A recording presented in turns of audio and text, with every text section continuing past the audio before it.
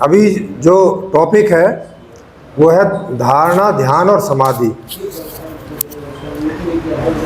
अभी तक के जो लोग हैं इस फील्ड के, वो धारणा, ध्यान, समाधि से क्या अर्थ लगाते हैं और उससे क्या मंतव्य लगाते हैं और किस बात के लिए इस्तेमाल करते हैं, पहले हम ये समझने का प्रयास करेंगे और उसमें देखने का प्रयास करेंगे क्या जैसा वो कह रहे हैं ये भी क्या ऐसी चीज़ है कि व्यवहार्य नहीं है और एक अव्यवहारिकता में इस चीज़ को लादे चल रहे हैं, है ना। तो जैसे धारणा को लें, धारणा और ध्यान और समाधि। तो धारणा का सिंपल सा मतलब होता है कि कोई चीज़ को फ्रिक्वेंटली, लगातार, अगर जानने की चीज़ है तो जानते रहना, करने की चीज़ है तो करते रहना, या कोई भोगने की चीज़ है तो भोगते रहना। मतलब कोई एक चीज़ को थोड़ा लंबे समय ऐसे धारण करके रखें, है ना।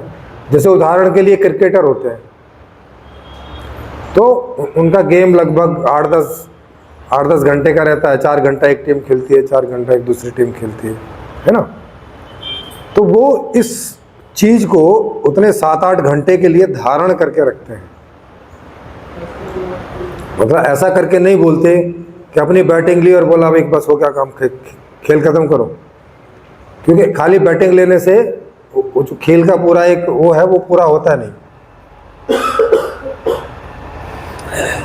उसी प्रकार से अगर किसी को जैसे दर्शन विषय में रुचि है तो जब तक वो जिस बात के लिए दर्शन कर रहा है उसके कंक्लूजन पे नहीं पहुंच जाता तब तक वो उसको उसी तरह से धारण किए रहता है और उसमें रिसर्च वगैरह जो भी है वो करता रहता है। तो जैसे हम लोग यहाँ अब 4 दिन का ये इसमें सब लोग सम्मिलित हुए हैं तो सबका अपना अपना जैसा उद्देश्य है। तो 4 दिन तक इन सब चीज़ों को लगातार इस विषय पर बने रहना, उस धारणा में रहना, इस बात को धारण किए रहना, ये एक्चुअल में धारणा कहलाता है। एक्चुअल जो इसका अर्थ है। अभी लोग इसको किस रूप में इस्तेमाल करते हैं, तो वो करते हैं कि कोई ध्यान की टेक्निक के लिए, मतलब ध्यान की स्थिति के लिए किसी ज्योति को या किसी रूप को या किसी ध्वनि को लगातार उस पर फोकस हम रखें। देखने की चीज़ है तो ऐसे आंख बंद करके देखते रहें या त्राटक करें या कोई ध्वनि सुने या ऐसा कुछ भी, तो वो उसको अपने अंदर कितनी देर लगातार बना के रख पाते हैं, इसे धारणा कहा जाता है। समझ के, जैसे कि भाई राम की जो मूर्ति है जो भी उसने देखी उस पर वो एक टक ऐसे आंख बंद करके और उस इमेजिनेस पर ऐसे फोकस रहना चाहता है। लेकिन होता क्या है कि वो आके गुरुजी से पूछता है कि गुरुजी ध्यान नहीं लगता है ना, ऐसे करके पूछते तो एक्चुअल में वो पूछ क्या रहा है, एक्चुअल में वो ये कह रहा है कि आपने जो धारण करने के लिए जो भी कुछ दिया है वो हो नहीं रहा है धारण, है ना। दिक्कत हो रही है, बीच में विचार आ जाते हैं। वो बच्चे की स्थिति खराब है, उसकी स्थिति का स्मरण हो आता है, परेशान हो जाता हूँ। जिन कारणों से डिप्रेशन है वो बार बार स्मृति में आते हैं, डिप्रेस्ड रहता हूँ, है ना। ऐसी बहुत सारी ऐसे उसके व्यवधान हैं। या मेरी तो इस मामले में रुचि ही नहीं है जो आप देते, मेरा कोई आकर्षण नहीं है उसमें, तो मेरी धारणा नहीं बन रही। एक्चुअल में वो ध्यान की जगह कह रहा होता है धारणा के लिए, पर शब्द वो यूज कर रहा होता है ध्यान, क्योंकि उन लोगों ने भी इस बात के लिए ही ध्यान को यूज किया होता है। सो उसको ये दिक्कत पड़ती है और ऐसे सभी लोगों को दिक्कत पड़ती है जिनकी उस विषय में रुचि नहीं होती। और रुचि नहीं होती मतलब कोई आकर्षण उनका उस विषय में नहीं, उन्हें कोई मज़ा नहीं आता वो करते हुए। मज़ा नहीं आता तो जिन चीज़ों में उनको पता है कि मज़ा आता है तो वो बार बार अंदर स्टार्ट हो जाता है ना। जैसे किसी की शादी हुई नहीं और जवान हो गया, तो अब उसको स्त्री का जो है बार बार स्मरण होता आता रहता है, इधर आंख बंद करी और इधर शुरू। अब वो इसी समस्या से निजात पाने के लिए गुरुजी के पास गया। तो गुरुजी ने काली माता जी का एड्रेस बता दिया, बोले कि इस पर ध्यान करो। अब वो गया, अब काली माता का जो है अब वो प्रयास कर रहा है, लेकिन उनने तो उसके साथ माँ जोड़ रखा है। उसे तो एक ऐसी स्त्री चाहिए थी जिसके साथ माँ ना जुड़ा हुआ हो। तो वो या तो वहाँ से उसका ध्यान बार बार भटक के अपने विषय पे चले जाता है, और या एक और कुछ होने लगता है। वो मैं आपको एक संस्मरण सुनाऊं। बॉम्बे में एक गणेशपुरी जगह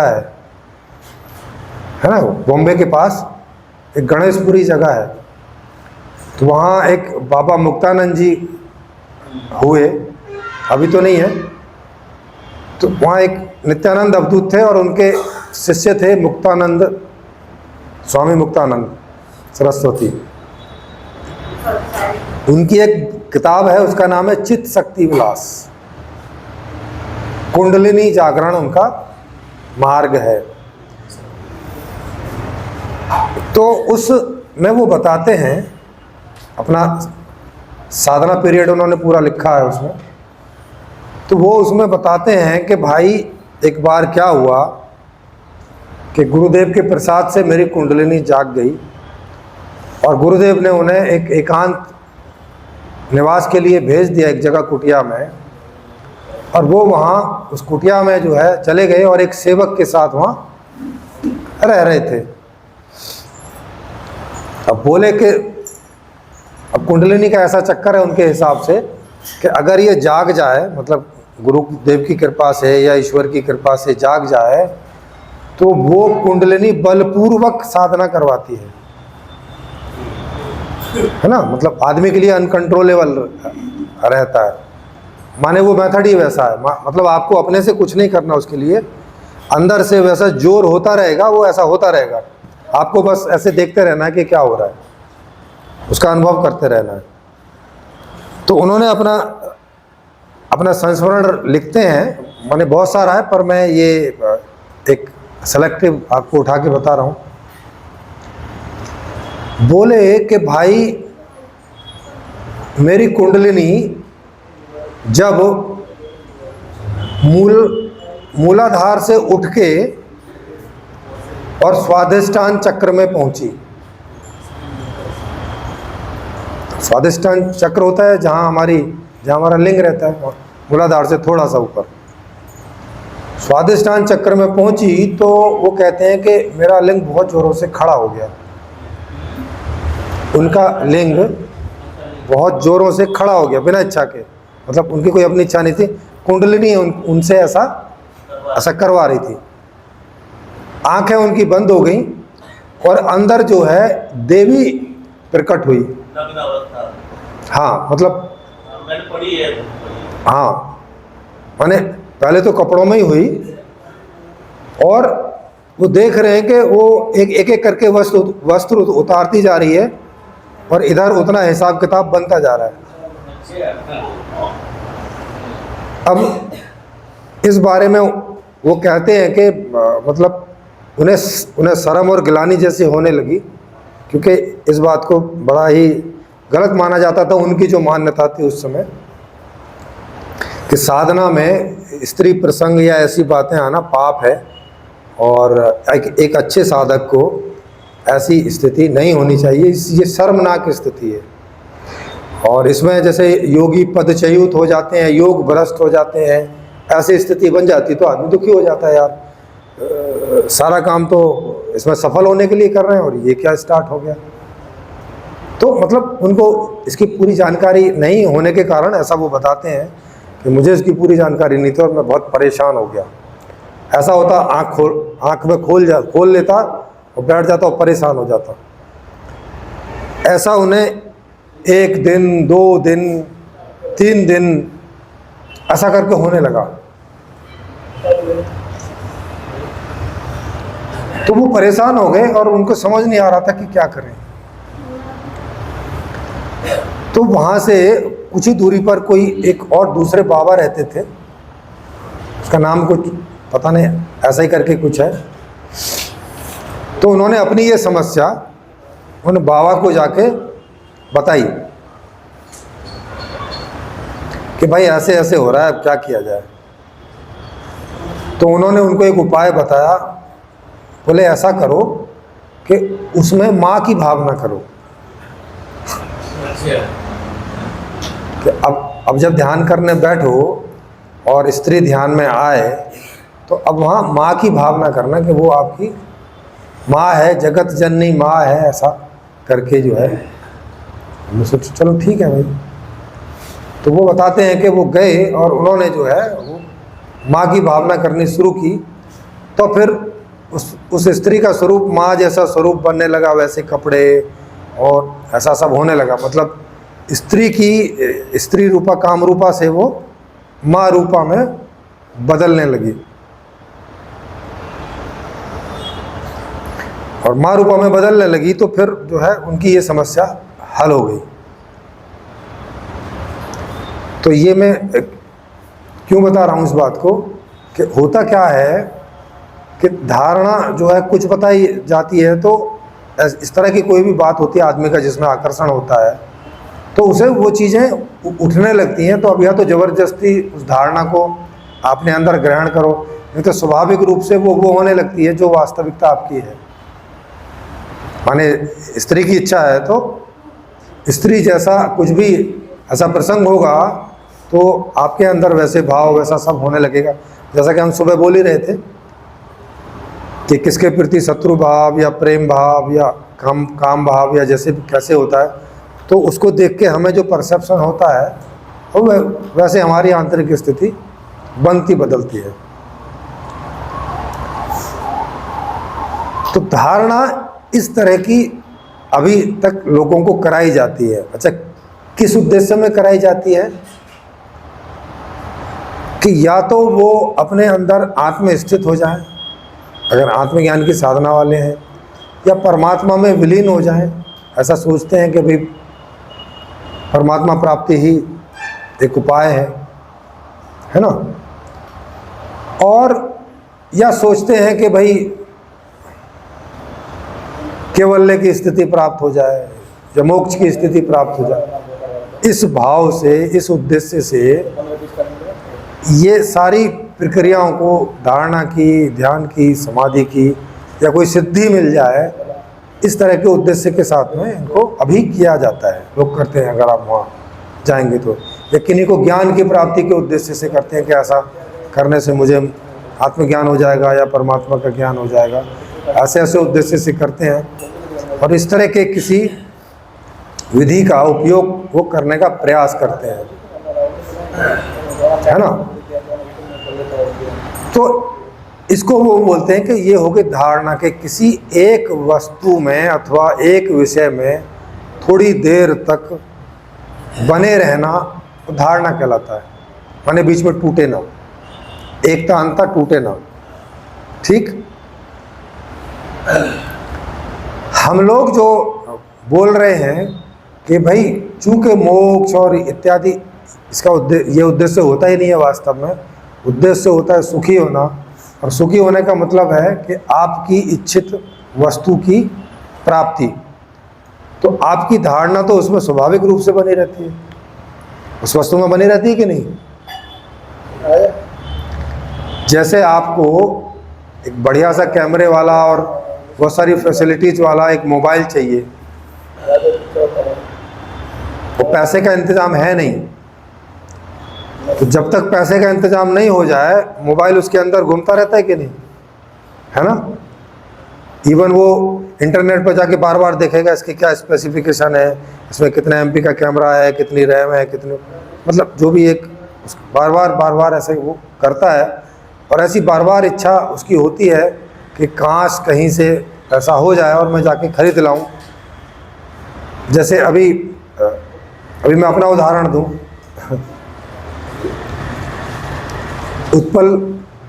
उत्पल सर जी वहाँ आए दिल्ली में, तो उन्होंने बोला कि भाई प्रेमजीत आपको क्या चाहिए, है ना, मैं वहाँ से आया हूँ तो मैंने बोला कि भाई हमें तो ज़्यादा मतलब मोबाइल से और थोड़ा रैम से और प्रोसेसर से होता है, तो अगर एक ऐसा कोई मोबाइल मिल जाए बढ़िया सा कैमरे वाला और इन खूबियों वाला, तो हमारे लिए बहुत काम का हो जाएगा, अच्छी क्वालिटी के वीडियोज उसमें डाल सकेंगे वगैरह वगैरह। और दूसरा, मुझे खुद टेक्नोलॉजी इस तरह की चलाने में मज़ा आता है। तो भाई साहब मैं 2-3 महीने पहले से ही इसकी खोज में लगा हुआ था कि कौन सा मोबाइल में ऐसी बढ़िया स्पेसिफिकेशंस हैं कि जो बजट के अंतर्गत प्राप्त हो जाए, है ना। तो मैंने उसमें ये ढूंढना खाजना, उससे संबंधित यूट्यूब देखना, मतलब कई घंटे इसमें डेली के आराम से लग रहे थे। धारणा टूट ही नहीं रही थी, नहीं। तो क्या ये स्वाभाविक वाली धारणा का मार्ग में हमें जाना चाहिए, या ऐसे मार्ग में हमें जाना चाहिए जहाँ जबरदस्ती कोई ऐसी चीज़ की धारणा हम करने में लगे हुए जिसमें हमारी कोई रुचि नहीं है? रुचि नहीं है तो धारणा लगेगी, वो बार बार टूटेगी।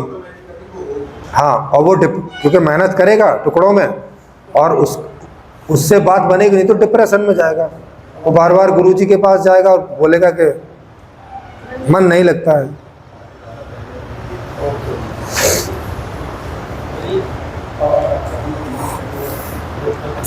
कि नहीं। तो जीवन ही हमारा ऐसा हो, क्योंकि कोई ना कोई तो रुचि हमारी होती ही है। अगर हम जीवित हैं तो दुनिया में जितने भी विषय हैं उनमें से कई सारे विषयों में हमारी आसक्ति होती ही है, हमारा राग होता ही है। और जिसमें जितना ज़्यादा हमारा राग है, आसक्ति है, डिमांड है, उस हिसाब से उसकी धारणा अपने आप होती ही रहती है अंदर, बिना किसी प्रयास के। और उसके लिए किसी एक आसन में बैठने की जरूरत भी नहीं होती। आप खड़े हैं तो खड़े से काम चल रहा है, आप बैठे हैं तो बैठे में भी आपकी वो धारणा चल रही है ना।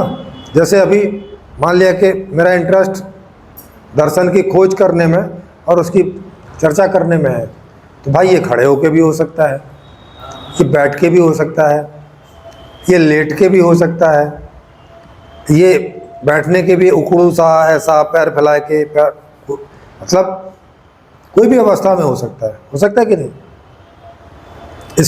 इसके लिए इसकी भी जरूरत नहीं है कि यम और नियम का पालन करना होगा, नहीं है ना, कि भाई नहीं, जब तक आप सत्य नहीं बोलोगे तब तक धारणा नहीं होगी। जिसमें आपका इंटरेस्ट है, क्या उसमें ऐसी कोई शर्त होती है कि जब तक आप सत्य नहीं बोलोगे, यम नियम का पालन नहीं करोगे, रोज़ सुबह उठ के नहाओगे नहीं, तो आपकी धारणा नहीं लगी? ऐसा कुछ होता है क्या? नहीं होता ना कहीं पर भी। आप 10 दिन से ना नहाए हो भले, जिसमें आपका इंटरेस्ट है वो सतत आपके अंदर बनी ही रहती है, ये स्वाभाविक प्रक्रिया है अंदर। लेकिन खराब व्यवस्था के नाते ये स्वाभाविकता हमें मिलती नहीं, और इसके चक्कर में हम ऐसे लोगों के पास चले जाते हैं जिन्होंने दावा किया होता है कि हमारे पास लॉ ऑफ अट्रैक्शन है या हमारे पास एक संयम और समाधि का एक तरीका है जिससे आप जो चाहोगे आपको मिल जाएगा। बात वो भी उसी की कर रहे हैं कि जो चाहोगे वो मिल जाएगा, मगर तरीका ऐसा है कि वो आपकी चाहत वाला नहीं है। यही तो कुल मिला के बोल रहे हैं। अब वो वहाँ बेचारा जाता है, उस तरीके को कुछ 2-4-6 दिन थोड़ा जोश में करता है, उसको ऐसा लगता है कि बस 10-20 दिन तो करना है तो हो जाएगा। तो ऐसा काम कर लो जिसमें इंटरेस्ट नहीं भी है कि नहीं।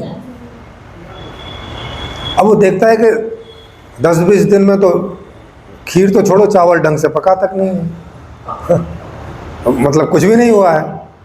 तो अब उसकी ज़िंदगी नीरस होने लगती है। अब वो सोचता है यार, फिर गुरुजी के पास जाता है, फिर गुरुजी इसको समझाते हैं, देखो ये कोई एक दिन की बात नहीं होती है। एक बार तो बोला, फिर कैसी बात होती है गुरुजी? फिर गुरुजी अपना बताते हैं कि कम से कम 12 साल लगते हैं। अरे सोचता है मतलब 12 साल करूँगा जब मेरी इच्छा की पूर्ति होगी। तो बोलते तो ज़्यादा लंबा समय नहीं हो गया ये? मतलब आज जो इच्छा हो रही है उसकी पूर्ति के लिए 12 साल रुके। तो फिर वो ऐसे नारद मुनि की कहानी वगैरह सब सुनाते हैं और बताते हैं देखो तब तो 10-10 हज़ार साल लोग तपस्या करते थे। हाँ, वो तो उस हिसाब से उनको लगता है कि अच्छा इतने 10-10 हज़ार साल करते थे। हाँ देखो ये लिखा हुआ है कि नहीं, और पुराणों में उपनिषदों में ऐसी कहानी आती है, लिखा हुआ है। तो बोलते फिर तो उस हिसाब से तो बहुत कम ठीक ही है, कमी है। अब बेचारे लग जाते हैं 12 साल, कहानी 12 साल के बाद भी वही रहती है। वो कहते हैं कि तो गुरुजी 12 साल तो हो गए, ठीक से नहीं किया होगा ना, तुमने ठीक से नहीं किया होगा। बोले तो क्या कमी रह गई होगी? अच्छा ये बताओ दान कितना दिया इन 12 साल में, सेवा कितनी की? अब धारणा वारणा तो होगी साइड में, अब काम की बात हो रही है। वो अब गुरुजी अपने काम की बात कर रहे हैं, उनको पता चल रहा है अब तो मुर्गा फंसा है ढंग से नहीं। हाँ तो वो बोले देखो तुम दानवान कितना किया। जैसे बुद्ध के उसमें जाएंगे तो उसमें एक दान पारमी आती है, वहाँ 10 पारमियों को भरना पड़ता है आपको, तब जाके आप अरिहंत और उसको क्वालिफाई कर पाते हैं, तब वो स्थिति आपको मिलती है। तो उसमें एक दान पारमी है, दाना पारमी, मतलब आपको थोड़ा थोड़ा जो भी है दान करके अपने उस घड़े को भरना पड़ता है। एक साइकोलॉजिकल एक घड़ा है दान का।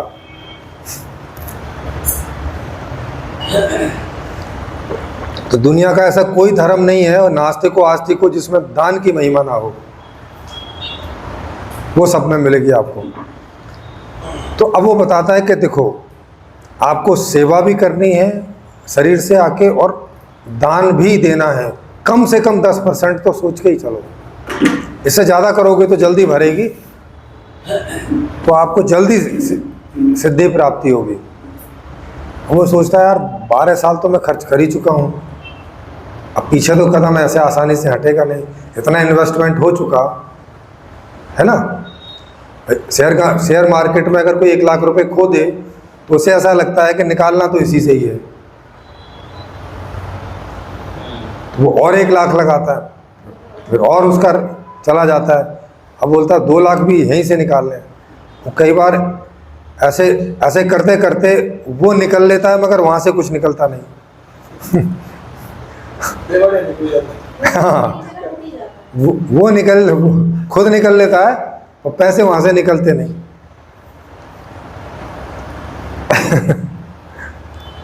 मेरे खुद कई लाख अभी तक वहाँ से निकले नहीं है ना, लेकिन लगता ऐसे रहता है कि नहीं निकल जाएंगे। हाँ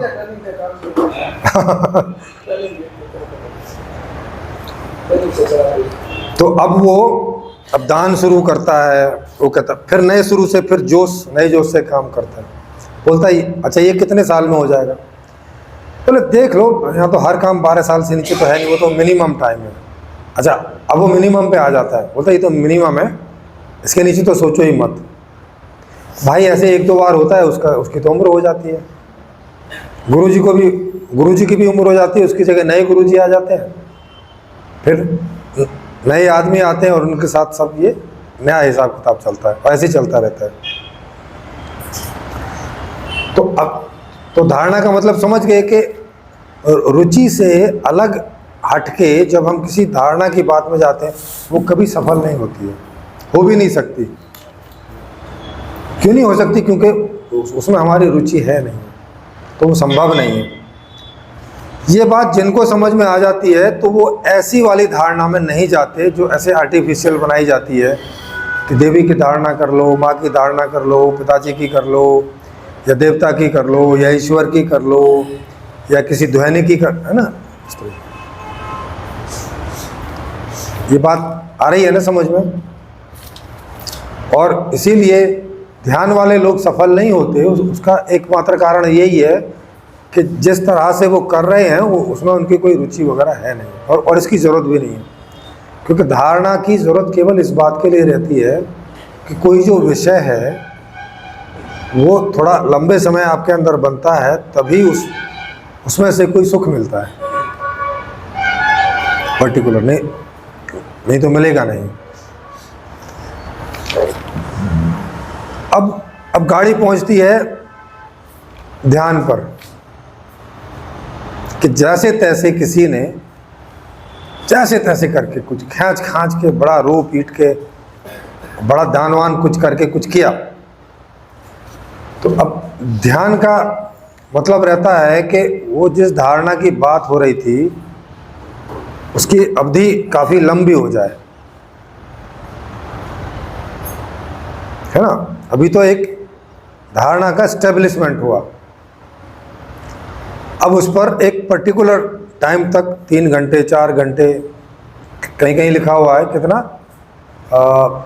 3 घंटे 48 मिनट या इस तरह के कहीं कहीं टाइम लिखे हुए हैं कि कम से कम इतना टाइम आप क्रॉस करेंगे तब आपको ध्यान की स्थिति उपलब्ध होगी, नहीं तो तब तक ध्यान की प्रैक्टिस है। अब भाई 3-4 घंटे एक ऐसी चीज़ की में एकटक लगे रहना जिसमें इंटरेस्ट भी नहीं है, इंटरेस्ट कोई और चीज़ में है मगर उसके चक्कर में यहाँ पे लग रहे हैं, कितनी देर हो सकता है?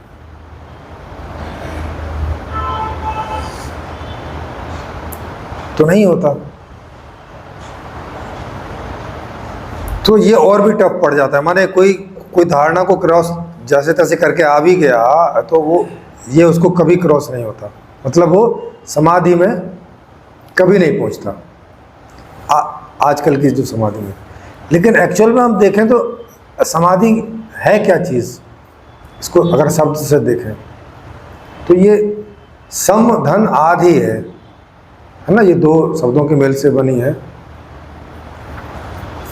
वैसे ही जैसे ध्यान भी ऐसे 2 शब्दों के मेल से बना है कि ध्येय में एक तान रूपता लंबे समय हो जाए तो उसे बोलते हैं ध्यान, मतलब एक ही टॉपिक पर अब लंबे समय, स्वाभाविक रूप से। जैसे कोई साइंटिस्ट होते हैं वो घंटों अपने विषय में लगे रहते हैं कि नहीं लगे रहते हैं, या हम आपको भी जिन चीज़ों में इंटरेस्ट होगा तो घंटों लगे रहते हैं, मतलब घंटों लड़की का इंतज़ार कर सकते हैं, है ना, कर सकते हैं ना, वेटिंग में उसकी हाँ का इंतज़ार कर सकते हैं कि कब हाँ करेगी या कब हाँ करेगा। तो ऐसी एक तान रूपता वो ध्यान है। ऐसी समाधि का मतलब रहता है कि उद्देश्य की प्राप्ति, जिस बात के लिए आप वो कर रहे थे उसकी प्राप्ति हो जाए, वो समाधान मिल जाए। सम प्लस आधि, आधि का मतलब है कि जिस वजह से जिस बारे में कर रहे थे वो बात आके सम हो जाए, मतलब कोई कुछ पाने के लिए कर रहे थे तो वो मिल जाए, प्राप्ति हो जाए। तो अगर ऐसा हो जाता है तो कहा जाता है कि ये समाधिस्थ व्यक्ति है। समाधि में स्थित माने समाधिस्थ, मतलब ये समाधान पा चुका है। जैसे किसी ने ज्ञान पाने के लिए किया था तो ये व्यक्ति वो ज्ञान पा चुका। किसी ने लड़की के लिए किया था तो वो व्यक्ति लड़की पा चुका या पत्नी पा चुका, या जो भी उद्देश्य उसने पूरा मतलब अपना किया था वो उसका पूरा हो गया, तब हम बोलते हैं कि ये समाधिस्थ व्यक्ति है। कोई अमीर बनना चाहता था तो अमीर बन चुका, मतलब उस मामले में वो समाधिस्थ हो गया, जो उसकी इच्छा थी वो पूरी हो गई, समाधान को प्राप्त हो गया। समाधान क्या था? इच्छा की आपूर्ति, तो जो चाहिए था वो मिल गया, इतने से बात खत्म हो जाती है ना, नहीं? जैसे ये मोबाइल में इसलिए चाहता था कि भाई अच्छी वीडियोग्राफी करे, और अगर ये अच्छी वीडियोग्राफी करता है क्योंकि मुझे मिल ही गया है, तो मैं इस मामले में समाधिस्थ हो गया कि नहीं हो गया? ये समाधान मेरे अब पास है, जिसके लिए मैंने उतनी खोजबीन वो सब ऐसा सब किया तो वो मुझे प्राप्त हो गया। तो मेरी जो एक धारणा चली थी वो समाधि पर जाके समाप्त हो गया मेरा। समाधि का अर्थ असल में तो ये होता है कि जिस बात के लिए कर रहे थे उसकी प्राप्ति हो जाए। पर अभी जो लोग समाधि की बात करते हैं वो कोई और ही अर्थ में करते हैं। वो कहते हैं कि ये कोई ऐसी अवस्था है कि जहाँ दुख और सुखों से मुक्ति हो जाती है या कोई सिद्धि मिल जाती है, इस तरह की बातें। और ऐसे कोई आदमी दिखाई पड़ते नहीं समाज में प्रत्यक्ष रूप से। हाँ, ऐसे बोलते हुए तो मिलते हैं कि हमारे पास समाधि, जैसे पायलट बाबा हैं, वो कहते हैं कि उनके पास समाधि है और अभी वो काफ़ी इतने बीमार हैं कि अब डिमेंशिया जैसी हालत में रहते हैं, पहचानते भी कम हैं।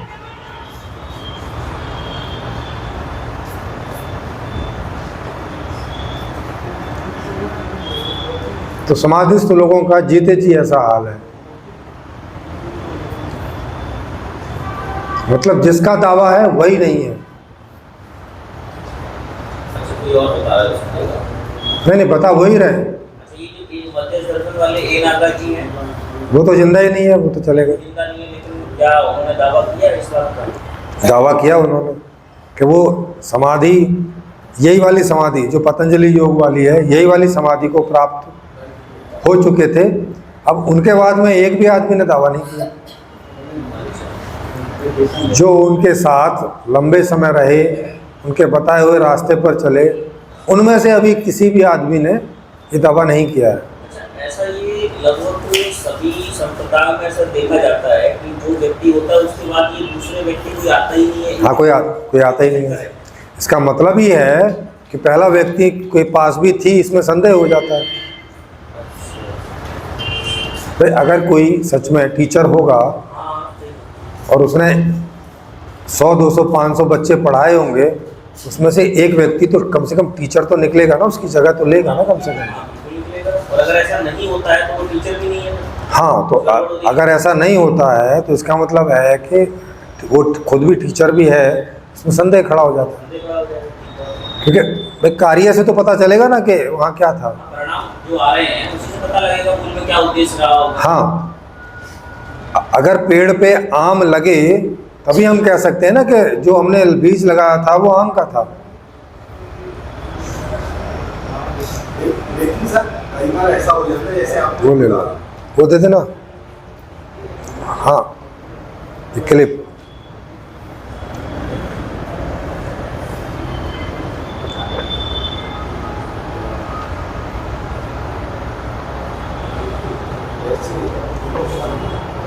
हाँ, चालू है, चालू।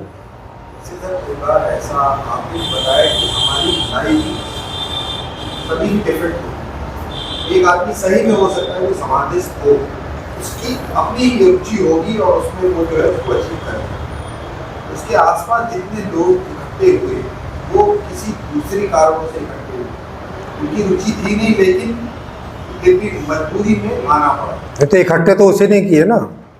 हाँ, उसने किए भाई अब वो ऐसा बोल रहा है कि मेरे पास आइसक्रीम है, लेकिन अब लोग आइसक्रीम लेने वहाँ चले गए, अब वहाँ आइसक्रीम मिले नहीं किसी को भी, तो इससे ये शंका नहीं होगी कि इसके पास खुद भी आइसक्रीम थी कि नहीं थी। तो ये कह रहा हूँ, ये सब भी नहीं मिला, एक को भी नहीं मिला। अगर ऐसे लोग थे वहाँ पर जिनको उसमें रुचि नहीं, दिन पहुँच गए वहाँ, तो उन लोगों को तो फिर समाधि नहीं हो सकती। अरे सर, तो ऐसा कैसे हुआ कि इतने सारे लोग पहुँचे और सारे ही बिना रुचि वाले पहुँच गए? अब 10-5 तो रुचि वाले भी पहुँचने चाहिए थे। ऐसा तो हो सकता है ना सर कि कोई आदमी समाधिस्थ हो वाकई, लेकिन वो उसके जरिए किसी और को ना भी मिले, ये नहीं हो सकता। कैसे हो सकता है? मतलब वो आदमी दुनिया में अजूबा है क्या कि उसके जैसी रुचि और किसी की है ही नहीं है? एकमात्र उसी के पास ऐसी रुचि है, बाकी के किसी के पास नहीं है। जैसे आप स्कूल में जाते हैं तो वहाँ जितने सारे हमारे डिपार्टमेंट हैं, आर्ट है, साइंस है, लिटरेचर है, जितने भी सारे डिपार्टमेंट, क्या कोई भी डिपार्टमेंट ऐसा होता है कि जहाँ एक भी स्टूडेंट ना आए और डिपार्टमेंट है और टीचर भी है? क्या ऐसा होता है? फिर हो सकता है कि भाई खराब व्यवस्था है तो 4-5% ऐसे भी पहुंच जाए कि जिनकी उस विषय में रुचि नहीं है, लेकिन कोई एक भी ऐसा ना पहुंचे कि मतलब भाई गुड़ है तो मक्खी एक भी ना पहुंचे, ऐसे कैसे हो जाएगा? तो मतलब ये माना जा सकता है कि उसकी कोई प्रोडक्ट हुआ नहीं, तो इसका मतलब वो आदमी जो कह रहा है वो समाधिस्थ था, वो गलत है। हाँ गलत है कहीं ना कहीं, या तो वो झूठ बोल रहा है अपनी कोई वजह से, या उसे खुद भ्रम है, उसे ऐसा लगता है कि उसके पास कुछ है मगर वास्तव में है नहीं है। हाँ, या समाधिस्थ को जैसा समझते हो वैसा मूल में ऐसा होता ना हो। हाँ, या वो समाधिस्थ बात को ढंग से समझता नहीं है और वो अपने से कुछ ऐसा समझ रहा है, उसकी अपनी कोई परिभाषा है ना। जैसे अभी भी आपने ऐसे लोग देखे होंगे कि अगर उनसे जाके पूछो तो एक्चुअल में उसका वो अर्थ भी नहीं है जिन अर्थों में वो उसको समझ रहा है। हो सकता है, ऐसे उदाहरण के लिए बता रहा हूँ, कोई सोचे कि भाई सुबह टाइम से 2 टाइम खाना मिल जाता है, सुबह और शाम आराम से बढ़िया रहने को है, और भाई मैं तो समाधिस्थ हूँ। मतलब ये अर्थ में भी कोई कर सकता है ना कि मेरे ऊपर तो ईश्वर की अटूट कृपा है, पिछले 20 साल में कभी ऐसा नहीं हुआ कि जो इस तरह की इच्छा हुई और पूरी नहीं हुई हो, और वो इस बात को ऐसा बोल दे कि ये समाधि है और वो समाधिस्थ हो जाए। अब आओ भाई सीखने उससे। अब जो उससे सीखने आ रहे हैं उनमें से किसी की ऐसी स्थिति पूरी हो नहीं रही है, एक की भी, तो कम से कम 1, 2, 4, 5% तो कम से कम घटे। ऐसा करके हो नहीं रहा है। फिर भी 2-4-5% जो वो है तब भी उसमें ऐसी शंका रहती है, पर चलो कुछ नाम के लिए तो मिले, वो भी नहीं मिलता है। तो इस तरह से अब ऐसा क्यों हो रहा है? ऐसा इसलिए हो रहा है कि इसका मतलब है कि हम किसी राइट ट्रैक पर नहीं हैं, कहीं रॉन्ग ट्रैक पर चले हुए। और रॉन्ग ट्रैक क्या हो सकते हैं? जैसा मैंने अभी आपको बताया कि रुचि के विपरीत या ऐसी चीज़ों के हिसाब से चलना जिसमें हमारी रुचि नहीं है, या जो चीज़ जैसे मिलती है वैसे ना करके हम कोई और ढंग से जा रहे हैं। क्योंकि ज़्यादातर क्या होता है कि समाधि का मतलब होता है कि कोई चीज़ की प्राप्ति, जिस उद्देश्य के लिए आप चले थे उसकी प्राप्ति अगर आपको हो जाती है तो वो कोई इच्छा ही हो सकती है, ज्ञान की हो सकती है, कर्म की हो सकती है, भोग की हो सकती है, विश्राम की हो सकती है, इनमें से कोई हो सकती है। पर ज़्यादातर अभी जो लोग हैं वो इस तरह की इच्छा की बात करते नहीं हैं। वो मोक्ष की, निर्वाण की, मुक्ति की, परमात्मा प्राप्ति की, परमात्मा के ज्ञान की, मतलब ऐसी कोई चीज़ की बात करते हैं जिसके लिए एक्चुअल में तो आदमी वहाँ नहीं गया होता। वो कहीं ना कहीं ऐसे लोगों के बीच में जाता हुआ डाइवर्ट हो जाता है और उसे लगने लगता है कि ऐसा करने से वो मिलेगा जिसके लिए वो आया था। जैसे उदाहरण के लिए ऐसा समझें, एक आदमी को बुखार हो गया, गांव का आदमी था बेचारा सीधा साधा, तो पहले आप सुनते ही होंगे कि 50-50 कोस दूर कोई एक आध वैद्य मिलता था, है ना। आज से 100-200 साल पहले वैद्य लोग जो हैं वो 50-50 कोस आदमी को जाना पड़ता था अगर बीमार पड़ जाए। तो कोई एक आदमी अपना 2-4 रोटी बनवा के घर से और वो निकला कि वैद्य जी को मैं दिखा के आऊँगा।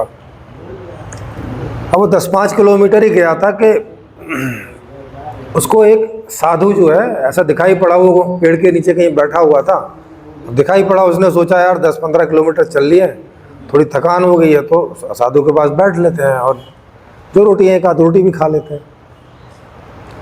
अब वो साधु के पास बैठ गया और साधु को पूछा रोटी वगैरह खाओगे? उन्होंने बोला ठीक है दे दो भाई। तो एक रोटी खुद खाई, एक रोटी साधु ने खाई, इसी चक्कर में बात चल निकली। तो पूछा साधु ने कि भाई कहाँ जा रहे हो भगत? तो उसने बोला कि भाई बुखार सा रहता है मुझे, ठीक नहीं हो रहा हूँ, तो मैं सोच रहा हूँ कि वहाँ वैद्य जी रहते हैं तो वैद्य जी को मैं दिखाया हूँ। तो बोला अरे आप तो बड़े मूर्ख हैं। अब उसको लगा कि यार मतलब बुखार के अलावा भी कोई समस्या है ना, कि अभी तो बुखार ही समस्या थी, अब ये मैं मूर्ख हूँ, ये एक और समस्या हो रही है। तो उन्होंने पूछा कि जी कैसे? बोला देखो, अभी आप बुखार की दवाई ले भी आओगे तो बुखार तो दोबारा फिर कभी भी आ सकता है। हमने कहा हाँ आ तो सकता है। बोले तुम गरीब भी दिखाई दे रहे हो। बोले हाँ, तो बहुत सारी परेशानियां रहती होंगी। बोले रहती हैं। तो बोला कि फिर ऐसा काम क्यों नहीं करते कि सारी परेशानियों से छुटकारा हो जाए एक बार में। भाई किसान को बात भी चची यार, ये बढ़िया बात है भाई, क्योंकि अभी तक उसका अनुभव था कि समस्या आती रहती है और कोशिश करते रहते हैं हम, यार एक ही बार में हो जाए तो अब इससे बढ़िया क्या हो सकता है। वो थोड़ा साधु के सामने श्रद्धा के पोज में आया, पैर वैर दबाने लगा कि भगवान कुछ बताइए, तो आप बड़ी काम की बात बता रहे हैं। तो बोला देखो, ईश्वर की भक्ति करो और ईश्वर की कृपा होगी तो एक ही बार में सब आपके बंधन कट जाएंगे। अब वो ये भूल गया है कि अभी थोड़ी देर पहले रोटी इसको मैंने ही खिलाई है।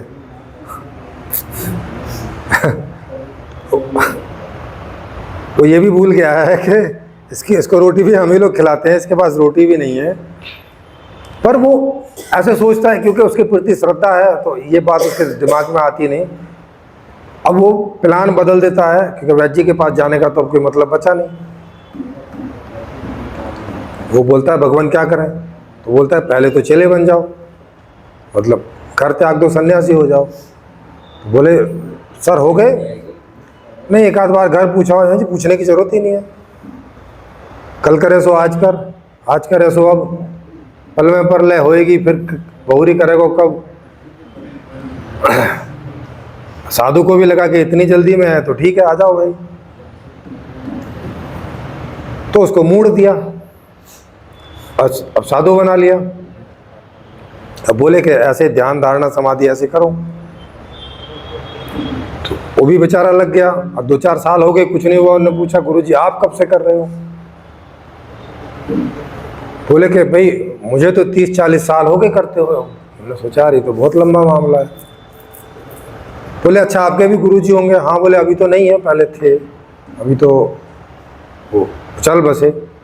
बोले उनको कितने दिन में हुआ था? क्या उनको था ये सब? बोले हाँ वो बता रहे थे कि उनके ऊपर में ईश्वर की कृपा हुई थी, ऐसा बता रहे थे। अरे बता रहे थे मतलब आपको कभी साक्षात्कार नहीं हुआ उनसे? नहीं साक्षात्कार तो नहीं हुआ। अब लेकिन गुरुजी हैं, झूठ थोड़ी ना बोलते होंगे।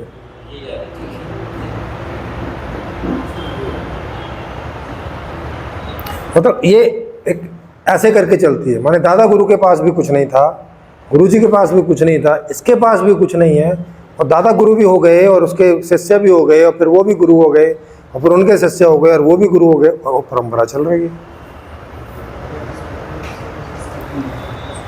रिजल्ट आपके सामने है, कितनी सारी परंपराएं ऐसे ही चल रही है कि नहीं। उनमें किसी भी आदमी के पास जिस भी लक्ष्य की वो बात करते हैं, कोई उसकी प्राप्ति की स्थिति में दिखाई पड़ता है क्या? नहीं है।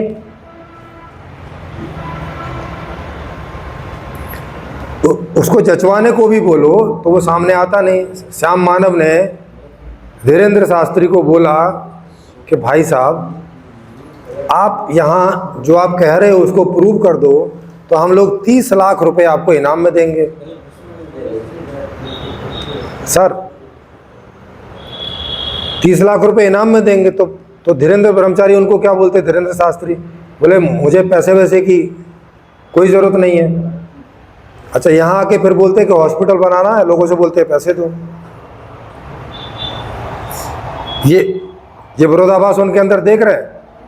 अरे भाई वहाँ एक बार दिखा के 30 लाख रुपए मिल रहे हैं, उसको नहीं हॉस्पिटल में लगा सकते? वहाँ कह रहे हैं कि मैं पैसे वैसे के लिए काम नहीं करता हूँ। अच्छा पैसे के लिए काम नहीं करते तो यहाँ क्यों पैसे मांग रहे हो? कि भाई गरीब बहनों की शादी करनी है, भंडारा चलाना है, हॉस्पिटल बनाना है, अब काहे को पैसा चाहिए? अच्छा वो अभी भी कह रहे हैं कि अभी भी आ जाओ, 30 लाख रुपए तो हम देंगे, और कई संस्थाएं हैं करोड़ों का हिसाब किताब, और हम खुद प्रचार करेंगे। आपका, माने प्रचार करेंगे तो और लोग ज़्यादा फिर डोनेशन देंगे ना आराम से, जब कोई एक चीज़ सत्यापित हो जाती है। तो वो उसको सत्यापित करके पैसे नहीं पाना चाहते, बिना सत्यापित करे कोई 100 रुपये दे दे, कोई 1 लाख रुपए दे दे, ऐसे करके पाना चाहते हैं। तो इन चीज़ों से शक होता है कि नहीं होता है? सर एक तो ये बात है कि सर उससे समझ में एक सवाल और आया है, जैसे सचिन तेंदुलकर इन्होंने बैटिंग में बहुत कुछ किया, अगर वो कोचिंग करके कोई दूसरा सचिन ना पैदा कर पाए, या जितने लोग आ रहे हैं बड़ी मात्रा में सचिन अगर पैदा ना हो, तो इसका मतलब क्या है कि हम सचिन को सचिन भी ना माने? नहीं है, सचिन तो खेल कर प्रूव कर चुके, है ना। तो हो सकता है कि सचिन अच्छा टीचर ना हो, नहीं खिलाड़ी बढ़िया है लेकिन टीचिंग अच्छा ना करता हो। लेकिन अब सचिन कोचिंग खोल के बैठ जाए और वो बोले कि मैं टीचिंग भी, मैं भी, मेरी दक्षता है, क्योंकि ये एक अलग फील्ड हो गया। कोई चीज़ को सिखाना और कोई चीज़ को करना, ये 2 अलग अलग विभाग हैं। तो करने का तो उसने प्रूव कर दिया क्योंकि उन्हें इतने सारे रन बना दिए, है ना। लेकिन वो उसे अच्छे से सिखा भी सकता है, ऐसा तो प्रूव किया नहीं है। ऐसा तो प्रूव कब होगा, हाँ, कि वो जब अपने कोचिंग में वो सचिन जैसे 10-20 निकाल दे। जैसे दृष्टि IAS ने, दृष्टि जो इंस्टीट्यूट है, उस व्यक्ति ने अपने यहाँ से बहुत सारे IAS निकाल दिए, है ना, और स्थापित हो गया कि नहीं हो गया? यस, तो वही मैं कह रहा था कि अगर कोई समाधिस्थ व्यक्ति है और अगर कोई वहाँ पे जाने वाला समाधिस्थ अगर नहीं होता, उसके आधार उसको जैसे जीवन दर्शन शिविर है, तो यहाँ पर तो मेन बात अध्यात्म जो आस्पेक्ट है स्पिरिचुअलिटी का, जी जी, तो उसी के लिए है जी। यहाँ पे अगर कोई समाधिस्थ अगर नहीं होता है, हाँ, तो इससे फिर आपकी समाधि नहीं मानी जाएगी, ये कैसे साबित? ये ऐसे नहीं मानी जाएगी क्योंकि मैं अब यहाँ सिखाने बैठा हूँ। मेरे 2 एस्पेक्ट हैं। एक मैं कह रहा हूँ कि मैं कर चुका हूँ और मैंने ये इस तरह की कुछ चीज़ें निकाल दी हैं, तो इससे ये तो पता चलता है कि मैंने कुछ तो किया है ना। और पढ़ के देखते हैं तो पता चलता है कि हाँ, कि भाई इन्होंने साहित्य निकाल दिया है, या कोई समाधान निकाल दिया है, या एक नया दर्शन निकाल दिया है जो हमें ठीक लग रहा है। इतना तो स्थापित हो गया। अब मैं इस चीज़ को सिखा भी रहा हूँ, मतलब एक और रोल में कर रहा हूँ। तो अगर मैं ये रोल कर रहा हूँ तो मैं ये उद्घोषणा कर रहा हूँ कि मैं सिखाने के लायक भी हूँ, अपने आप को मानता हूँ, अपने आप को समझता हूँ। अब अगर यहाँ किसी को समाधि ना घटित हो अगले 10 साल में, 20 साल में, तो इस पर यही समझा जाएगा ना कि भाई मैं कोई उस बात का टीचर नहीं हूँ ढंग का, है ना। हाँ, तो उससे यही होगा ना, क्योंकि इतना मौका बहुत होता है अपने आप को स्थापित करने के लिए। अगर एक भी नहीं हो रहा है, क्योंकि ये बहाना नहीं चलेगा कि वहाँ सारे ऐसे पहुँच गए जिनकी रुचि नहीं थी। ठीक है, वहाँ पे रुचि वाले भी पहुँचेंगे, बिना रुचि वाले भी पहुँचेंगे, थोड़ी रुचि वाले पहुँचेंगे, ज़्यादा रुचि वाले पहुँचेंगे, है ना, विभिन्न प्रकार के आदमी पहुँचेंगे। ऐसा कहना गलत है कि नहीं सारे तो बिना रुचि के ही पहुँच गए भाई साहब वहाँ। जैसे सत्य साईं बाबा के यहाँ हजारों या लाखों की संख्या में लोग गए, सब बिना रुचि वाले थे। ये बोलना तो कुछ ज़्यादा ऐसा नहीं हो जाएगा कि कुछ ज़्यादा ही सत्य साईं बाबा को हम डिफेंड कर रहे हैं। तो उनकी रुचियां भी तो बहुत सुपरफिशियल होती ना, बहुत कम ऐसे सबकी लगता तो ऐसे ही, मतलब मैं तो फिर सत्य साईं बाबा की कैसे नहीं थी, वो कैसे बचे रह गए सुपरफिशियल से? वही मैं कह रहा हूँ, जैसे आप अगर सिखा रहे हैं और किसी को समाधि अगर नहीं हुई तो उससे आपको समाधि नहीं हुई, ये क्यों साबित हो? मैं समाधि सिखा नहीं सकता, ये साबित होता है उससे। यस, वही मैं कह रहा हूँ। तो सिखाने की बात हो रही है ना भाई, एक बार में एक ही इंस्टीट्यूट की बात करेंगे ना। तो जिसने इंस्टीट्यूट खोला है भाई, या तो वो ये बोलें कि देखो मैं समाधिस्थ हूँ मगर मैं सिखा नहीं सकता, वो फैकल्टी मेरे पास नहीं है ना। तो उसकी परीक्षा उस बात से होगी कि जिस बात की वो समाधि बोल रहा है, वो जिस बात के लिए थी वो बात उसके पास तो होगी ना, फिर होगी कि नहीं। जैसे कोई आदमी बोलता है कि अमीर बनने की समाधि मेरे पास है ना, अमीर बनाने की नहीं है, मतलब मैं सिखा नहीं सकता कि कैसे बनते हैं, लेकिन मैं कैसे बन सकता हूँ ये मुझे पता है। तो वो अमीर बन के दिखा देता है, तो ये स्थापित हो जाता है कि हाँ अमीरी की समाधि इसके पास है। ठीक। अब वो एक इंस्टीट्यूट भी खोलता है खुद, वो कहता है कि मैं सिखा भी सकता हूँ। अब उसके पास 10, 20, 50, 200, 500, 1000, 2000, लाख लोग आते हैं, और उनमें से एक भी आदमी अमीर नहीं बनता है ना। अब वहाँ पे ये कहना कि यहाँ वो सारे लोग इकट्ठा हुए हैं एक्चुअल में जिनकी अमीर बनने की रुचि नहीं थी, है ना, ये थोड़ा इलॉजिकल जैसा हो जाता है कि उसने जब एडवर्टाइजमेंट ये कर रखा है कि मैं अमीर बनाने वाला टीचर हूँ, तो वहाँ ऐसा आदमी जा कैसे सकता है कि जिसे अमीर बनने में रुचि ना हो। पर चलो कोई 1-8% गलती से आ जाए, ऐसे कि भाई बहुत सारी भीड़ जा रही थी, उन्होंने सोचा यार बड़े लोग जा रहे हैं मैं भी चल के देख लूँ, ऐसे कोई 2-4% लोग ऐसे भीड़ में भी आ सकते हैं, मगर सारे ऐसे आ जाएंगे इसकी तो संभावना नहीं है ना। ये भी तो बात सर आप बताते हैं, जैसे हमारा स्ट्रक्चर एक, जैसे अमीर बनने का जो उसके अंदर जो स्ट्रक्चर होगा, बहुत सी मेहनत करने पर भी उसे मेहनत नहीं लगती होगी। लेकिन अगर किसी और का, ये ख्वाहिश तो है अमीर बनने, लेकिन अगर वैसा स्ट्रक्चर नहीं है, मतलब ये बहुत सी इच्छाओं में एक इच्छा हो सकती है, लेकिन अगर कोई स्ट्रक्चर नहीं है तो उसके लिए मेहनत शायद वो भारी पड़े या उतनी मेहनत करी ना हो। तो भाई 1000 लाख लोग वहाँ आ रहे हैं, सबको ऐसी कैटेगरी में कैसे डाल दें?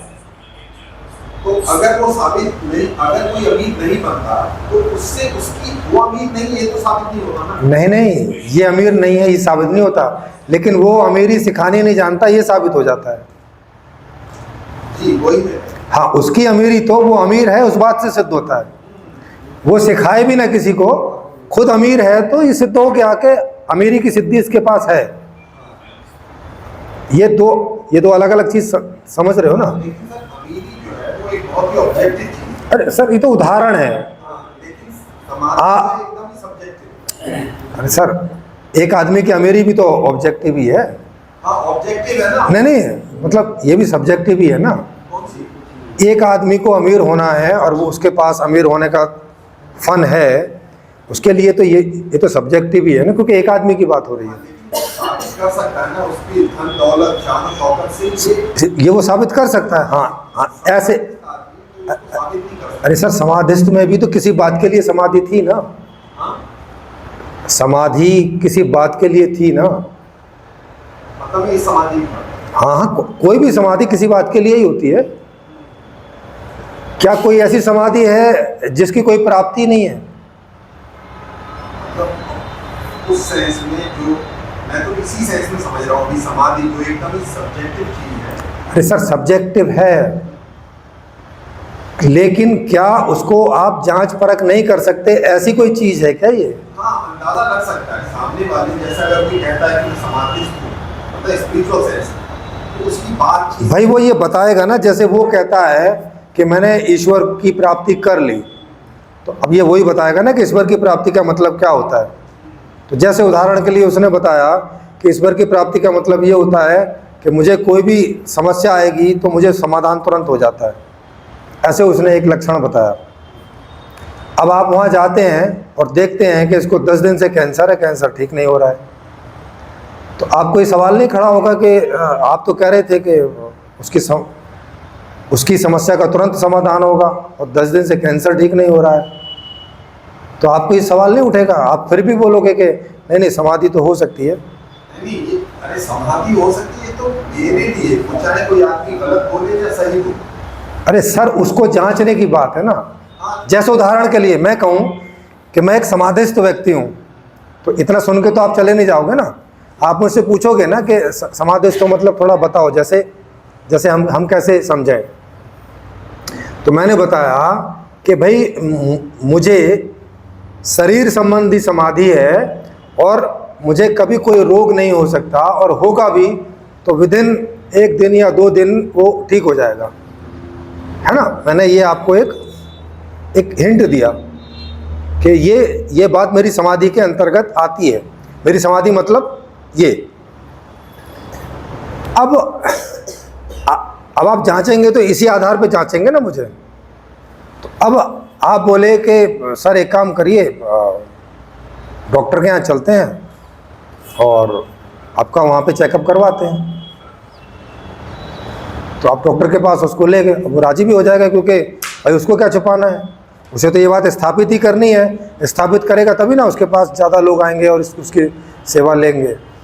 तो अब वो ले गया और वहाँ उसको 2-4 बीमारियाँ निकल आई, हार्ट की, ब्लड प्रेशर की, शुगर की।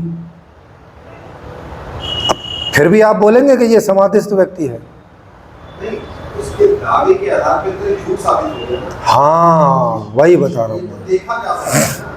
अरे तो ऐसा क्या है जो देखा नहीं जा सकता? ऐसी कोई आप समाधि बताइए कि जिसे कोई भी ढंग से देखा ही नहीं जा सकता भाई साहब। कोई भी सब्जेक्टिव चीज, जैसे उदाहरण, जैसे आप समाधि का, मुझे तो है नहीं, मैं तो बता नहीं सकता, लेकिन आप अरे सर कोई एक आइडिया तो बता सकते हैं कि ये चीज़ है और इसे देखा नहीं जा सकता। कोई पार्टनर छोटे समाधि हो सकता है क्या? नहीं हो सकता भाई। समाधि का मतलब किसी रिकॉर्डिंग ही है ना। देखो जैसे आप बताते हो कि हर वर्ड एक रिलेटिव वर्ड होता है ना। तो जब कोई व्यक्ति समाधि बोल रहा है तो इसका अर्थ होगा ना इसके साथ में कि समाधि मतलब क्या। समाधि मतलब नाक का 2 फुट लंबा हो जाना, कान लंबे हो जाने, एक हाथ 6 फुट लंबा हो माने कोई तो अर्थ होता होगा इसका, नहीं? तो जो अर्थ होता होगा उसी अर्थ में जांचेंगे ना उसको। जैसे वो बोले कि मेरी समाधि का मतलब है कि मेरा एक कान 6 फुट लंबा हो जाता है, और ऐसा ना हो। हाँ, तो अब आप उसको ऐसे तो चेक नहीं करेंगे कि भाई साहब आपका पैर तो 6 फुट हो नहीं रहा है, ऐसे तो नहीं चेक करेंगे ना, क्योंकि इसका तो दावा ही नहीं कर रहा है वो कान की समाधि का दावा कर रहा है और कह रहा है कि उसी आधार पर चेक करेंगे। तो मैं आपसे वही पूछ रहा था, क्या मनुष्य के अंदर ऐसा कुछ भी है कि जिसे कोई भी तरीके से जांचा ही नहीं जा सकता? ऐसा भी कोई समाधि या ऐसा कोई लक्षण है क्या कि जिसे आप कुछ भी करके जांच ही नहीं सकते कि भाई ये झूठ बोल रहा है कि सच बोल रहा है? अच्छा, जैसे मैं इसको ऐसे समझता हूँ, जैसे आपकी समाधि, उसको हम कैसे जान सकते हैं? उसके मतलब आप तरीके बताइए कि इस तरीके से हाँ, वो तो मैं ही बताऊंगा ना, क्योंकि समाधि मेरी है और किस बात के लिए ये दावा तो मैं ही करूंगा ना। हाँ, तो जैसे मैंने आपको दावा किया, मैंने बताया कि भाई जीवन का उद्देश्य है सुखी होना, ये मैंने दावा किया। तो अब आप मुझे ऐसे करके चेक करोगे कि क्या मेरी सारी प्रक्रियाएं सुखी होने के लिए होती हैं या इसके अलावा भी मैं कोई प्रक्रियाएं करता हूँ। तो मेरा व्यवहार आप देखेंगे और वो किस बात के, अगर मैं दुखी होने के लिए प्रयास कर रहा हूँ तो मेरी बात गलत सिद्ध हो जाएगी। हो जाएगी कि नहीं हो जाएगी? जैसे मैं कोई एक आरी लेके और अपना अंगूठा काटने लगूं और यहाँ बैठ के बोल रहा हूँ कि जीवन का जो उद्देश्य है भाई वो सुखी होना है, और ये बात आपको पता है कि ऐसे काटना ये दुख की प्राप्ति देता है, इससे सुख नहीं होता, ये आपको कन्फर्म है। तो आपको पता नहीं चल जाएगा कि मैं ऐसे ही झूठ बोल रहा हूँ। ये बात। दूसरा कि मैं औरों को भी उसी चीज़ में सहयोगी होऊंगा, माने मैं किसी को दुख बढ़ाने में तो सहयोगी नहीं होऊंगा।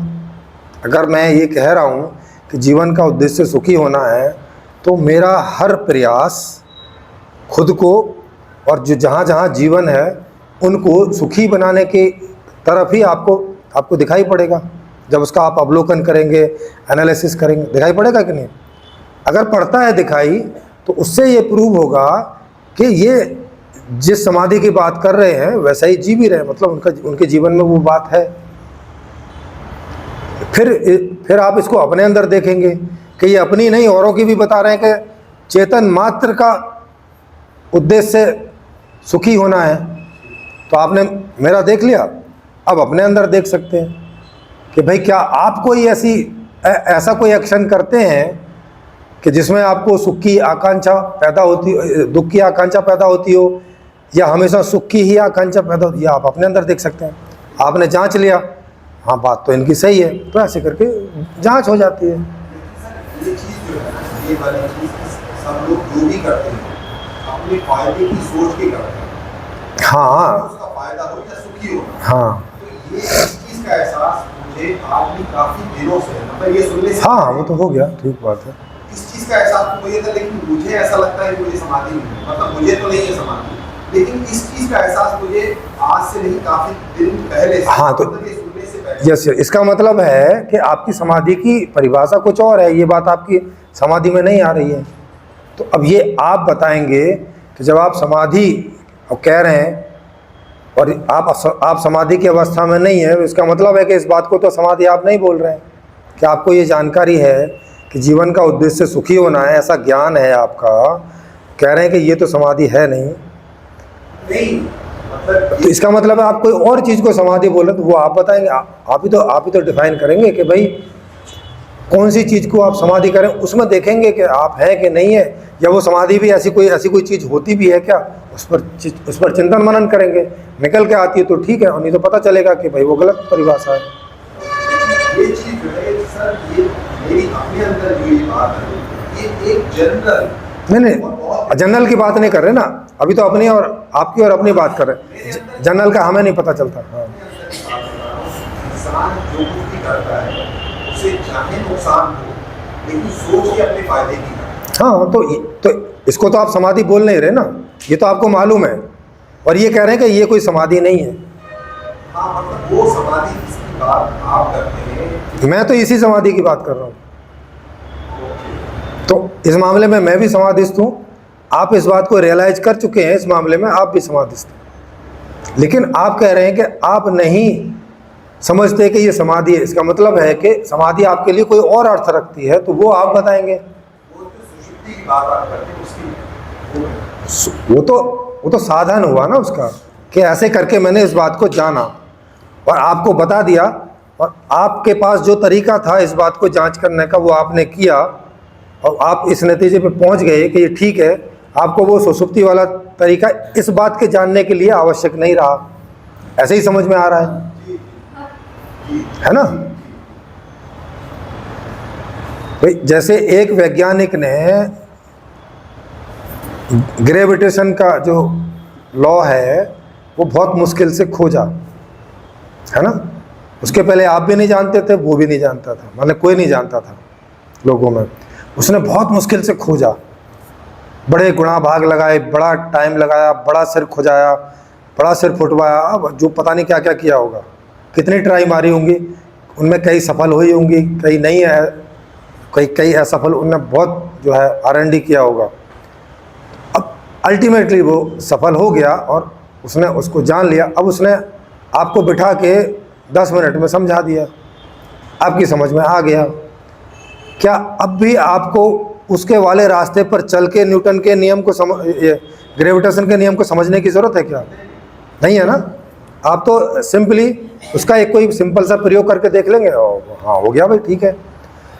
तो ऐसे ही कई सारे ऐसी चीज़ें हैं कि जिन्हें पहले आदमी को ऐसे समझने की या जांचने की या खोजने के लिए बहुत पापड़ बेलने पड़ते हैं, मगर बाद के लोगों को ऐसा कोई ज़रूरी नहीं कि उसके लिए, हाँ उससे आगे और कुछ जानना है तो उनके लिए उनको पापड़ बेलने की ज़रूरत पड़ सकती है। अब उनके पास एक तरीका है, तो जैसे सुसुप्ति वाला तरीका अब आपके पास है, क्योंकि मैंने उसी से इसको प्राप्त किया है और आपको बताया भी और उसकी पूरी प्रक्रिया भी बताई, उससे आप समझ भी सकते हैं कि हाँ इस व्यक्ति के पास में इस तरह के बहुत सारे ज्ञान हैं। जब ये बताता है तो हमें वो सेटिस्फाई हम होते हैं, हमें रियलाइजेशन में वो आता है। अनुभव तो हमारा भी है, पर अब तक हमें ऐसा ध्यान नहीं था कि इसका ऐसा भी कुछ हो सकता है, ये भी कोई सिद्धि हो सकती है या ये भी कोई समाधि हो सकती है, ऐसा कोई आइडिया हमारे पास था नहीं। लेकिन अब ये विधि भी है। अब कोई ऐसी चीज़ें रह गई हैं कि जो मैंने खोजी नहीं है अभी, क्योंकि मैंने सारा तो कुछ खोज नहीं दिया, अभी तो बहुत सारे फील्ड हैं। अब आपकी उसमें कहीं रुचि हो तो इस विधि को आप सीख करके और ऐसा और कोई ऐसा ज्ञान निकाल सकते हैं जो अभी तक नहीं निकाला है ना। जो निकाला जा चुका है उसको तो निकालने की ज़रूरत नहीं, उसे तो आपने जांच लिया, हो गया, हो तो बाकी भी ऐसे ही जांच लेंगे। इस तरह से ये प्रक्रिया आगे चलती है और इसी तरह से जांच होती है कि कोई चीज़ है या नहीं है, या जो कही जा रही है वो झूठ कही जा रही है या सच कही जा रही है, ऐसे करके एक तो वो बता रहा है, फिर उसको उसका फ्रेम, उसका अर्थ भी बता रहा है, कैसे जांचना है ये भी बता रहा है। आपको भी लगता है कि हाँ ऐसे जांच के पता चल जाएगा, तो ऐसे करके चलता है। तो इस दुनिया में ऐसी कोई चीज़ नहीं है कि जो समाधि नाम से हो और उसे जांचा ना जा सके कोई भी तरीके से। ऐसी कोई चीज़ मैं तो पा नहीं सका। आपने कोई ऐसा आइडिया हो तो आप दें, तो उस पर चर्चा हो सकती है। मेरे को आइडिया नहीं, मैं तो उसी की बात कर रहा था। अगर उसको हमें एक्सपीरियंस करना हो, नहीं, वो तो अलग बात होगी ना। आपको एक्सपीरियंस करना हो वो तो बात अलग हो गई। वो तो ये हो गया ना कि अगर मैंने इंस्टीट्यूट खोल रखा है और आपको एक्सपीरियंस करना है, और आप, सीधी सी बात है कि वहाँ वही आएगा ना कि जिसको रुचि है उसे एक्सपीरियंस करने में, वही आएगा कि ऐसे कोई भी आ जाएंगे, वही इकट्ठे होंगे ना।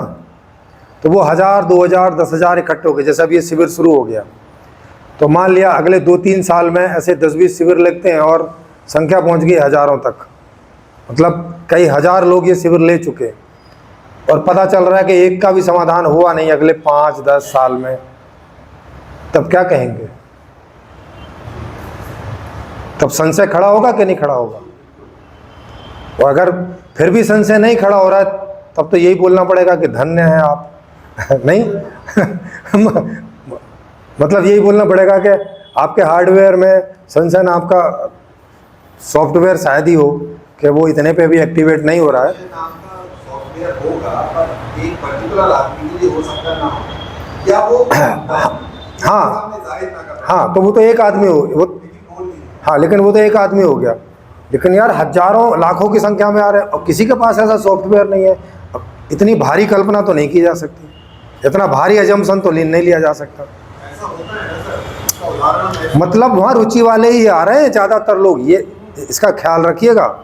माने वहाँ ऐसे लोग नहीं आ रहे कि जिनको पता है कि यहाँ हमें तो कुछ नहीं मिलेगा, हमारी रुचि का हिसाब किताब नहीं है। नहीं सर, मैं ये नहीं कह रहा हूँ। और मैं ये कह रहा हूँ कि और बार ऐसा उदाहरण जैसे हम देखते हैं ना कि जो लोग इस्लाम को डिफेंड करने आते हैं या फिर आर्य समाज को डिफेंड करने आते हैं, तो अगर वो सुन भी लेते हैं लॉजिकल कि भाई ये नहीं डिफेंड किया जा सकता, लेकिन तब भी कहते हैं नहीं भाई ये सही है, लास्ट में उनका यही कहना।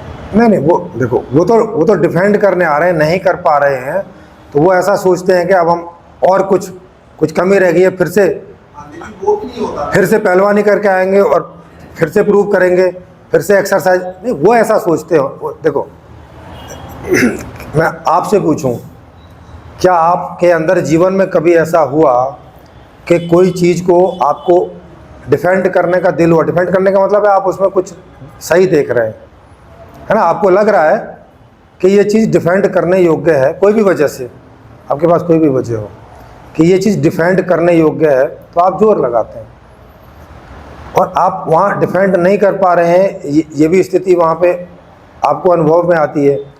तो क्या आप जब वापस लौटेंगे तो क्या, किस वजह से आप डिफेंड नहीं कर पा रहे, तो उसके लिए कोई प्रयास नहीं करेंगे क्या? मैं तो करूँगा। हाँ, मेरे ऐसा नहीं, हम अभी आप ही की बात कर रहे हैं। हाँ, मैं तो करूँगा। हाँ, जब आप करेंगे तो 1 ट्राई मारेंगे, 2 ट्राई मारेंगे, कुछ आपके अंदर इसका एजम्पशन होगा कि भाई मैं 2, 3, 4 ट्राई मारता हूँ, अब उतने में हो गया तो ठीक है, नहीं तो मैं भी इस बात को स्वीकार कर लूँगा कि इसे डिफेंड नहीं किया जा सकता, है ना। वो आपकी अपनी अंडरस्टैंडिंग की बात रहेगी। ये करते करते एक समय ऐसा आएगा कि अब आपको कोई तरीका सूझ नहीं रहा है, और वो लगभग इतने डिस्कशन में ये एहसास हो गया है कि इसको डिफेंड करने जैसी अब कोई चीज़ है नहीं है। अब वो 2 बार में हो जाए, 3 बार में हो जाए, आपका अपना एक रहता है कैलकुलेशन, लेकिन वो व्यक्ति जाके दोबारा आ नहीं रहा है ना। कोई ऐसा व्यक्ति है जो आ ही नहीं रहा है, तो इसका मतलब है कि वो अपने आप को ऐसी अवस्था में नहीं पा रहा है कि इसे डिफेंड कर सके। अब वो किसी और को इंसिस्ट कर रहा है जाके, और को रिक्वेस्ट कर रहा है ना। उसका जो भी कोई गुरु होगा या जो भी कोई मार्गदर्शक होगा, है ना, मतलब सबके अलग अलग ढंग है ना ट्राई करने के।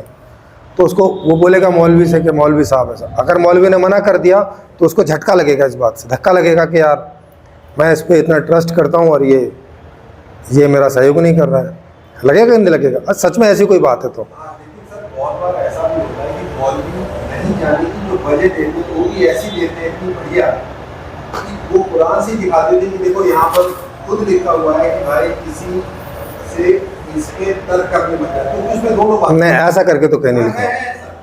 है सर, मैंने पढ़ा है। उसमें ये लिखा हुआ है कि आप इसका प्रचार कीजिए, लोगों को समझाइए, तो फिर तो जब समझाएंगे तो तर्क नहीं करेंगे क्या? ये वाली एक बात है। फिर? बाद में ये भी है कि किसी से धर्म के मामले में, अरे सर, धर्म का ही तो प्रचार कर रहे हैं तो धर्म को ही तो फैलाना। मैं बता रहा हूँ ना, कोई भी चीज़ वो लोग कोट कर देते हैं।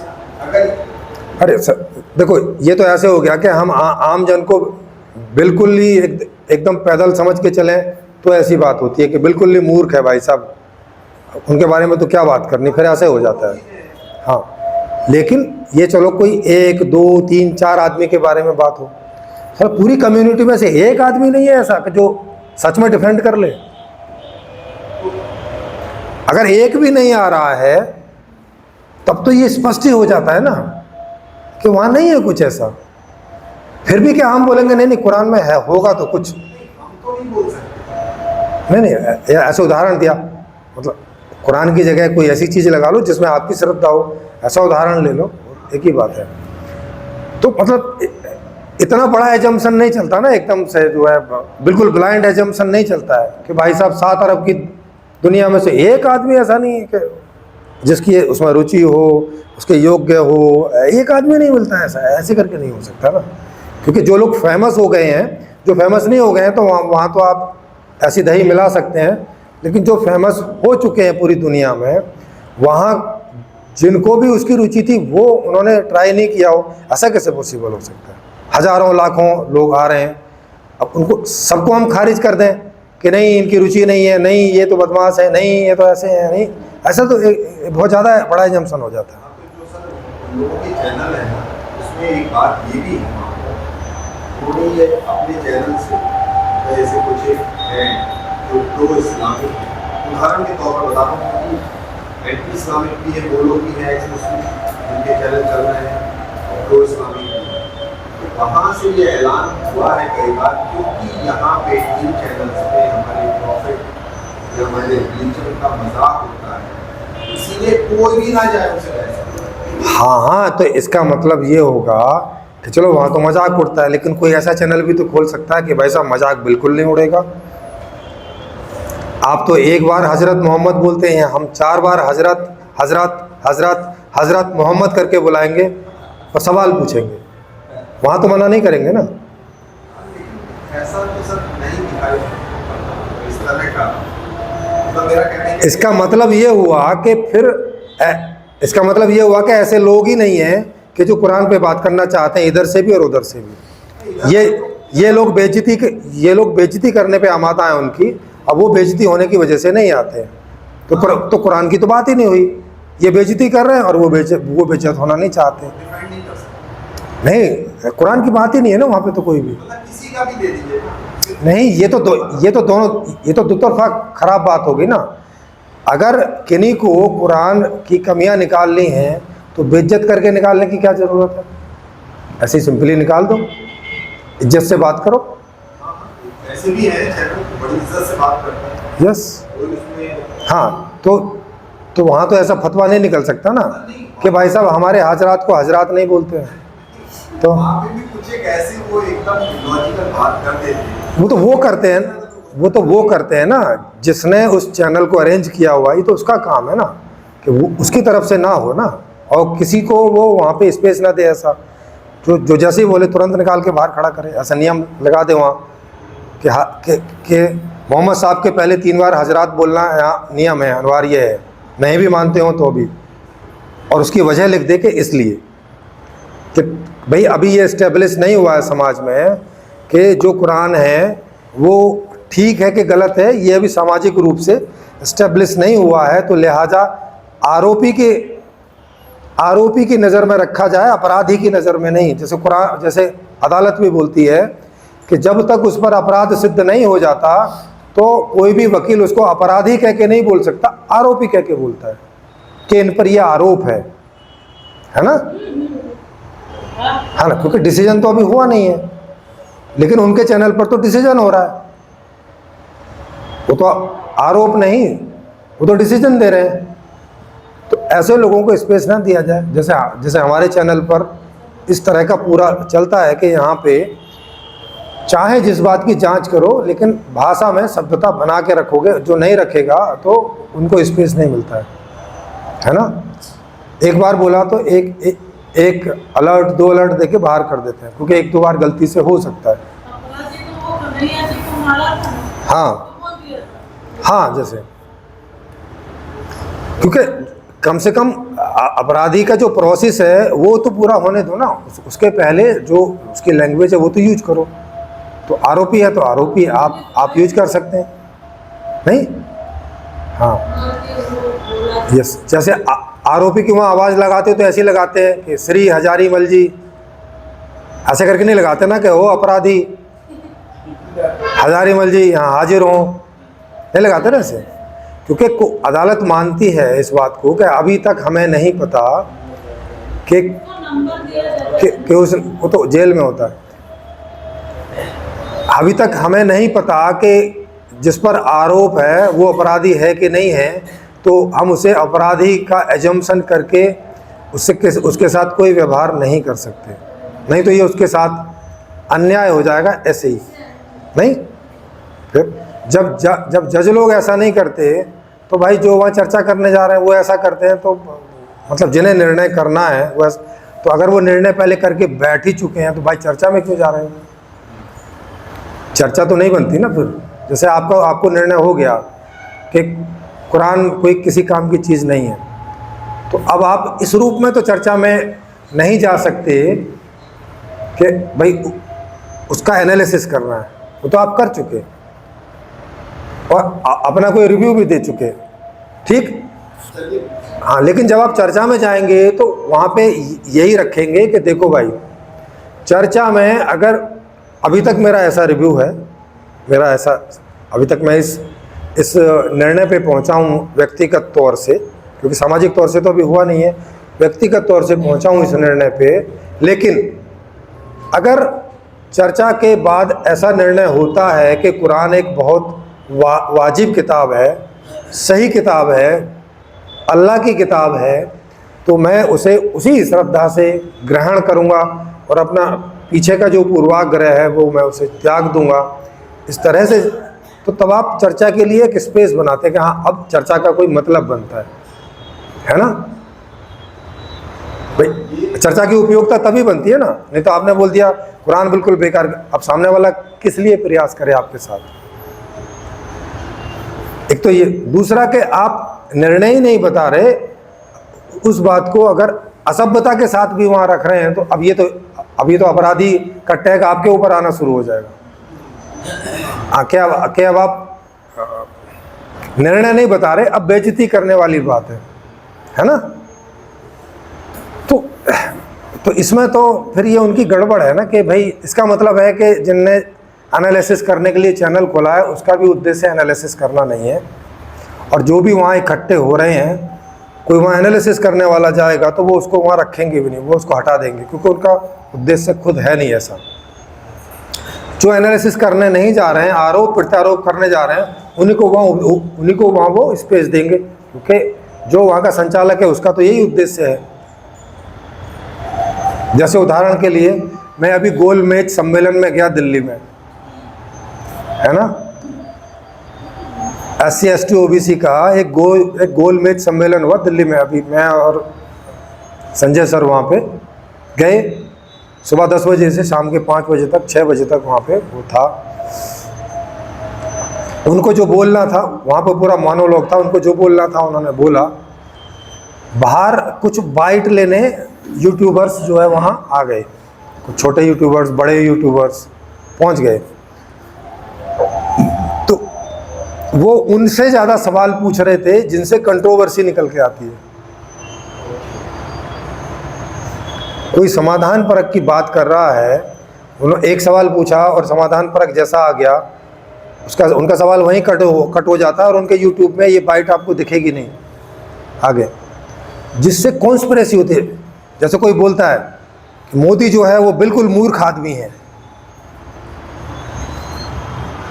या राहुल बिल्कुल पप्पू है, समझ रहे हैं? कोई बेस नहीं, कुछ नहीं उसका। वहाँ पे वो उसका पूरा बाइट लेंगे, 10 मिनट का, 20 मिनट का, आधे घंटे का, और सवाल भी ऐसे ही पूछेंगे। लालू जी ने कहा है कि मोदी जी जो हैं वो भ्रष्टाचारी हैं, आपका क्या कहना है? उनके ऐसे सवाल होते हैं। इसका मतलब उनका उद्देश्य है कि थोड़ी सनसनी फैलाना, है ना?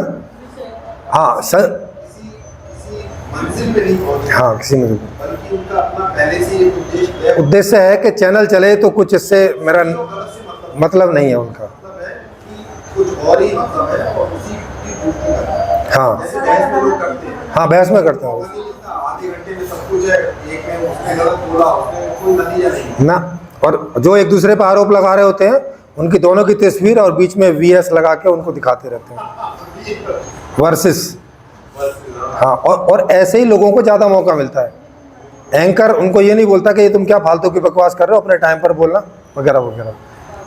तो इससे उनके इंटेंशन का पता चलता है, उद्देश्य का पता चलता है कि इनका एक्चुअल में उद्देश्य क्या है। वो बोले भले ही कि हमने ये समाधान के लिए चैनल खोला है, पर उनकी कार्य प्रणाली से ऐसा मुझे सब बेटर लगते हैं, कोई भी हो जाए मुझे थोड़े रिलेटिवली बेटर लगते हैं, उनका अंदाज भी अच्छा है। नहीं, जो हैं उनकी बात नहीं करे, वो तो हैं ही। तो उनकी क्रियाविधि भी वैसी होती है ना, फिर उनका इंटेंशन भी सेम रहता है। तो ऐसे करके हम किसी भी आदमी को उसके पास क्या टैलेंट है, समाधि, आप उसे समाधि नाम देते हो या जो भी नाम देते हो, उस टैलेंट को हम उसके व्यवहार से, आचार से, उसके पास वो कोई चीज़ उपस्थित है, ऐसे कोई ना कोई ढंग से जांच सकते हैं। कोई ऐसी चीज़ नहीं हो सकती, कोई ऐसा टैलेंट नहीं हो सकता आदमी का कि जो जांचने के बाहर हो जाए। अगर कोई चीज़ का एग्जिस्टेंस है तो उसका कोई स्टार्ट और अंत होता है, वो कोई चीज़ होती है, उसका कोई उपयोग होता है जीवन में, तो उसको हम कई तरीके से जांच सकते हैं। जैसे डॉक्टर है, अब डॉक्टर अंदर से डॉक्टर है कि नहीं, ऐसा आप कुछ करके जांच नहीं सकते अगर एग्जामिनेशन को हटा दें तो, क्योंकि वो तो जो एग्जामिनर है उसको टैलेंट है, वो जांच सकता है। आम आदमी डॉक्टर को एक ही तरीके से जांच सकता है कि उसे बीमारी हो गई और डॉक्टर ने दावा लिखा हुआ है कि मैं इस बात का डॉक्टर हूँ, तो वो ऐसे करके जांच सकता है। वो वहाँ जाएगा और अपने आप को दिखाएगा, और उन्होंने 7 दिन की दवाई दी और ठीक हो गया, तो भाई डॉक्टर की जांच हो गई कि नहीं हो गई, कि हाँ भाई ये सही डॉक्टर है, कम से कम इस बीमारी का ये स्पेशलिस्ट है ना। जबकि डॉक्टर के अंदर झांक के कुछ भी तो देख नहीं सकते, इस तरह से उसकी जांच हो जाती है। कोई कह रहा है कि मैं चश्मा बनाने में बहुत निपुण हूँ, आपकी आँख कितनी ख़राब हो, कितना ही फोकस हो, जैसे ही मेरा चश्मा लगाएंगे आपको साफ दिखाई पड़ेगा। हो सकता है आप उसको एकेडमिक रूप में ना जांच पाएँ, है ना, क्योंकि आपको चश्मे के फील्ड का कोई नॉलेज नहीं है। हाँ, लेकिन और आपकी आंख भी ठीक है तो ऐसे भी नहीं जांच पाए, लेकिन आपके आस पड़ोस में किसी की आंख खराब होंगी, उसको ये बात जाके बताओगे, उसके साथ भी चल के आओगे कि भाई भविष्य में मेरी भी खराब हो सकती है, तो मैं भी चेक कर लूँ। तो उसकी आंख अगर उसको आंख से उससे ठीक से दिखने लगता है, और वो आपका अपना आदमी है, अपना दोस्त है, अपना संबंधी है, और वो बोलता है कि हाँ यार अब तो दिखाई देने लगा, अच्छा बोलने को वो ये झूठ भी बोल सकता है, लेकिन बिना ठीक से देखने में जैसे वो चलता फिरता था, अगर चश्मे ने काम नहीं किया तो उसकी चाल वैसी ही रहेगी। उससे अंदाज़ा लगा लेंगे कि अच्छे ने पैसे वैसे लेके झूठ बोल दिया होगा, झूठ एडवोट, लेकिन उसके चाल चकल से तो आपको ये अंतर पता चलेगा ना कि एक कम दिखने वाले आदमी में और एक ठीक दिखने वाले आदमी की चाल कैसी होती है ना। तो ऐसे बहुत तरीके हैं। जांच के बाहर दुनिया की कोई चीज़ नहीं है, वो समाधि भी नहीं है, कोई चीज़ नहीं है। कई ढंग से, माने आप अनपढ़ होके उसका कोई ज्ञान नहीं है तो भी एक जांच की प्रक्रिया है, और ज्ञान है तब तो और आसान है ना, तब तो और भी आसान है। उसके पास दोनों तरीके हैं कि वो ऐसे भी एग्जामिन कर सकता है और ऐसे भी देख सकता है। कम से कम अनजान व्यक्ति के पास भी एक तरीका, और मेन तरीका तो वही है एक्चुअल में देखा जाए तो, फाइनल तरीका तो कि भाई साहब चश्मे ने काम किया तो ठीक है, नहीं तो बेकार है तुम्हारी वो एकेडमिक कुछ होता भी हो तो किस काम का है। नहीं, ये जैसे अभी अर्थशास्त्र एकेडमिक है, लेकिन भाई आम आदमी के किस काम का है? नहीं है ना किसी काम का। तो असल परीक्षा तो ये है, असल जांच तो ये है, क्योंकि इसी बात के लिए वो बनाया गया है। संविधान में कितना अच्छे से हाँ, और यहाँ कुछ दिखाई ना दे तो ये पता चल रहा है ना कि संविधान की बस यही स्थिति है, इससे आगे इसका कुछ है नहीं है। और चाहे वहाँ खड़े होकर कोई भी लोग बोले कि संविधान में हर समस्या का समाधान है, अरे भाई 50 साल तो हमारी उम्र हो गई है। दुनिया में कहीं काम नहीं है, किसी की समस्या का समाधान हाँ, है ना, असल में देखा है तो किसी की भी समस्या का समाधान नहीं है। हाँ, वास्तविकता ये है। और फिर हम ऐसा बोलें कि अरे नहीं, लोगों की रुचि नहीं होगी, बात भी सही नहीं है। लोगों में जो है वो कैलिबर नहीं होगा, लोग ध्यान नहीं लगाते हैं। कई लोग तो पता क्या बोलते हैं आप संविधान का अध्ययन नहीं करते हो, आपको अपने अधिकारों का ज्ञान नहीं है, इसलिए आपका समाधान नहीं होता, ऐसे भी बोलते हैं। वही विचार है, मुख्य है ना, मुख्य विचार। अगर संविधान होना चाहिए। हाँ, अब उन्होंने जो है एक पूरा YouTube चैनल और टेलीग्राम चैनल बनाया हुआ है, 2-3, उसमें एक बार मैं भी गया था, तो वहाँ संविधान की बाकायदा क्लास लगती है। हर रोज़ 1 या 2 या 3 लॉ के बारे में वहाँ डिस्कशन होता है। और उसका उद्देश्य ये है, चूँकि आप संविधान के नियमों के प्रति अवेयर नहीं है, अपने अधिकारों के प्रति, इसलिए आपके साथ न्याय नहीं होता। कुछ बात वहाँ पर सही भी है, जैसे कि नहीं तो मतलब इतना सीधा सा हो गया ना कि ये सारा ताम झाम से तो हो नहीं रहा ना। मैंने आपको तो अब पर्सनली अब आपको उनके सिर पे जाके चढ़ना पड़ेगा ना, उनको दिखाना पड़ेगा, देखो ये मेरा संविधान लिखा हुआ है, चलो मेरी रिपोर्ट लिखो, है ना। अभी तक वो कह रहा था नहीं ऐसी चीज़ की रिपोर्ट नहीं लिखी जाती, आप घर जाओ। अब आप बोलोगे नहीं देखो मेरी रिपोर्ट लिखो। संविधान तो ऐसा नहीं बोल रहा था ना। क्या संविधान ऐसे बोल रहा था कि अगर अब कि जो लोग संविधान के में अपने अधिकारों के प्रति जागरूक नहीं होंगे तो उसका ध्यान संविधान नहीं रखेगा, ऐसा लिखा हुआ है संविधान में? कहीं नहीं लिखा हुआ ना ऐसा। उसमें तो ये लिखा हुआ है कि प्रत्येक नागरिक को, चाहे उसे इसके बारे में मालूम हो और चाहे मालूम ना हो, व्यवस्था उसके साथ बराबर न्याय करेगी। लिखा तो हुआ ये है। तो फिर ये नई बात कहाँ से बता रहे हैं? फिर ये नई बात कहाँ से बता रहे हैं कि भाई साहब आप संविधान के में अपने अधिकारों के लिए सजग नहीं हो, ये कारण हो रहा है। ये संविधान ठीक है, दोष आप ही में है। हाँ, दोष आप में है, क्या? क्योंकि आप अवेयर नहीं है। अब वो भी सोचता है यार मुझे तो पढ़ना भी नहीं आता, क्योंकि एजुकेशन तो हुई नहीं है। तो बोले संविधान में ये भी लिखा है कि राइट टू एजुकेशन है, अब आपने नहीं ली तो ये आपकी गलती है। सोचता है यार 10-20 किलोमीटर तक तो स्कूल नहीं है हमारे यहाँ, मैं लेता कैसे? हाँ, खेत में से ले लेंगे। हाँ, मतलब ये कौन सा राइट टू एजुकेशन है? माने कहीं इंग्लैंड में जाके लेना था क्या? है?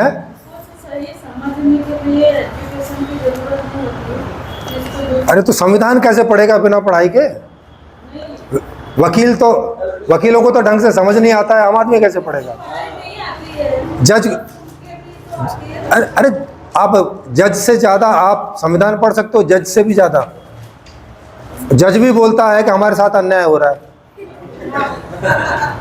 बोलता है कि नहीं बोलता है? न्यायाधीश बोल रहा है। तो अब आप उनको क्या कहोगे कि आप संविधान के प्रति अवेयर नहीं हो? और वो भी केस कितने साल चलता है, सोल्यूशन नहीं। जजों ने ऐसा बोला है कि नहीं बोला है कि खुद हमारे साथ न्याय नहीं होता है? न्यायाधीश ने पार्लियामेंट में वो ले लो, वो ले लो। पार्लियामेंट में वकील खुद बोलते हैं कि हमारे साथ न्याय नहीं होता। उनसे ज़्यादा संविधान पढ़ लोगे क्या? अरे उनके बैठने की जगह नहीं है, बैठने की। कई जगह तो ऐसे हो खड़े होकर बात करते रहते 24 घंटे। हाँ, वकील के हमारे आवाज क्या है, इन्हें कम क्या है? मतलब सुप्रीम कोर्ट के वकील बोलते हैं, जिनके ऊपर ही सबका न्याय करने का, जो वो बोलते हैं कि उनके साथ खुद न्याय नहीं होता है। अरे ये तो ठीक है, जो जनप्रतिनिधि है, जो पार्लियामेंट में बैठते हैं, जो अमेंडमेंट भी करते हैं, वो भी कभी वो खुद बोलते हैं कि हमारे साथ न्याय नहीं होता है, बोलते हैं कि नहीं बोलते हैं? हाँ, उनको वो तो नियमों के निर्माता हैं। अब क्या बोलोगे कि वो भी अवेयर नहीं है नियमों के प्रति? मुझे नहीं भी लगे मेरे हमारे यहाँ साथ। संविधान लेके एक व्यक्ति आया दोस्त, हाँ वो 4 कॉपी लिए, बोला ये संविधान अपने घर में रखो, क्या करूँगा, इसमें का समाधान है। हाँ अवेयर हो गए तो इसके दुरुपयोग बहुत हो गया। सबसे ये हाँ, मतलब जिनको अवेयर है, क्या उनके साथ न्याय हो रहा है? आदिवासियों के तो बारे में एक और चल रही है भारत सरकार मूवमेंट, तो उसमें आदिवासी को तो लाइट बिल नहीं भरना है, रेलवे में किराया नहीं देना। हाँ तो इस अगर वो अवेयर हो गया तो बवाल और बड़ा हो जाएगा। और हाँ। तो जेल में भी ले जाते, कोर्ट में भी ले जाते, लेकिन अंदर नहीं रख सकते। हाँ और ट्रेन में न किराया देने का कारण नहीं। हाँ, ये वो ले लो, क्लिप ले लो, क्लिप। हाँ अच्छा, हो गया, ठीक है। हाँ और मुझे ऐसा लगता है सर, हाँ और ऐसा लगता है क्योंकि समाधान नहीं है, इसीलिए उसको फैलाते भी नहीं। इसको फायदा नहीं। क्योंकि उनको भी पता है भाई, हम जगह जगह स्कूल नहीं खोल सकते भाई। हर साल इतना सा तो बजट देते, इतू सा, तो उनको मालूम नहीं है कि भाई टीचर्स फ्री में तो मिलेंगे नहीं, उनको तनख्वाह देनी पड़ेगी।